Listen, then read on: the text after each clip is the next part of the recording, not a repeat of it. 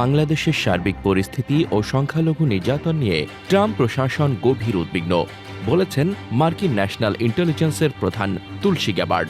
অন্যদিকে বাংলাদেশের প্রধান উপদেষ্টা বলছেন, আমরা দুনিয়ার মাঠে খেলার খেলোয়াড়, ছোট মাঠে খেলার খেলোয়াড় না।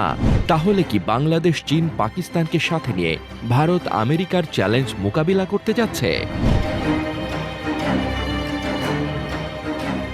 প্রধান উপদেষ্টার কথার ইঙ্গিত পাওয়া গেল তার অফিস থেকে পাঠানো বিবৃতিতে। তুলসী গ্যাবার্ডের বক্তব্যের তীব্র প্রতিবাদ করেছে বাংলাদেশ। তবে অনেকে বাংলাদেশ নিয়ে তুলসী গ্যাবার্ডের এই কথায় খুঁজে পাচ্ছে মোদি ও হাসিনার ষড়যন্ত্র। প্রধান উপদেষ্টার দপ্তর থেকে পাঠানো বিবৃতিতে বলা হয়েছে, তুলসী গ্যাবার্ডের করা এই মন্তব্য বিভ্রান্তিকর এবং বাংলাদেশের সুনাম ও ভাবমূর্তির জন্য ক্ষতিকর।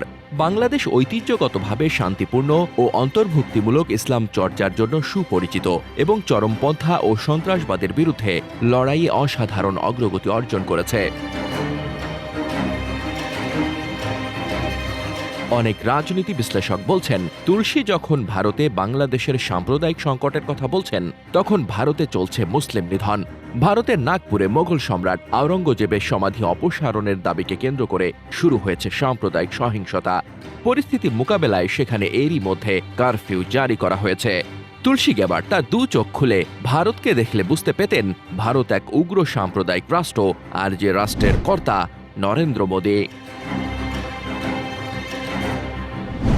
তুলসী যে ভারতের চোখ দিয়ে বাংলাদেশকে দেখছে তা তুলসীর মন্তব্য থেকে পাওয়া যায়। শেখ হাসিনা ভারতে পালিয়ে যাওয়ার পর থেকে ভারতের উগ্র হিন্দুদের দল বিজেপি ও তার গদি মিডিয়া বাংলাদেশ নিয়ে নানা ধরনের মিথ্যা প্রচারণা ছড়িয়েছে।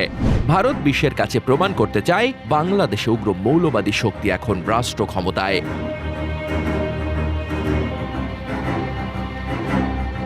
তবে ভারত ভুলে গেছে বাংলাদেশ এখন নতুন পথে, যে পথের হাল ধরেছেন নোবেল বিজয়ী ডক্টর মোহাম্মদ ইউনূস। বাংলাদেশ এখন পুরানো ভারত সম্পর্ক ফেলে দিয়ে পাকিস্তানমুখী। সাথে আছে আগামী দিনের বিকাশমান শক্তি চীন। ডক্টর ইউনূসের নেতৃত্বে বাংলাদেশ এখন চীনমুখী। প্রয়োজন হলে চীন পাকিস্তানের সাহায্য নিয়ে বাংলাদেশ মার্কিন ভারত ষড়যন্ত্র মোকাবিলা করবে।